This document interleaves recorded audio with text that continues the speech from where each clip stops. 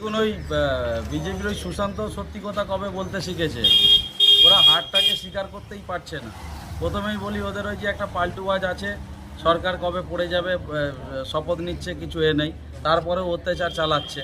আমরা মানুষ যেটা আমার দিকে জনসাধারণ যেটা করেছে আমরা মাথা পেতে নিয়েছি। খানাকুলের ক্ষেত্রে আমরা না বিজয় মিছিল করেছি, না কাউকে যে আমরা কোনো প্রোটেস্ট করছি, কারো ঘর ভাঙচুর। কিন্তু দেখুন এই 2-3 দিন ধরে আমাদের ছেলেকে মারধর করছে, যে হুমকি দিচ্ছে। আপনি বলুন, একটা 15-20টা বাইক নিয়ে মোটা মোটা সিপিএমের কায়দায় একটা মোটা এরকম বাসে, গেটো বাসে একটা পতাকা নিয়ে মিছিল হচ্ছে। আমি আপনাকে ছবিগুলো দেখাতে পারি। আমরা প্রশাসনের ওপর আস্থা রেখেছি।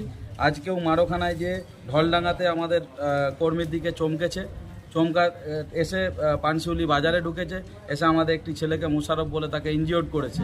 করার পরে ওখানে বাজারে যারা ছিল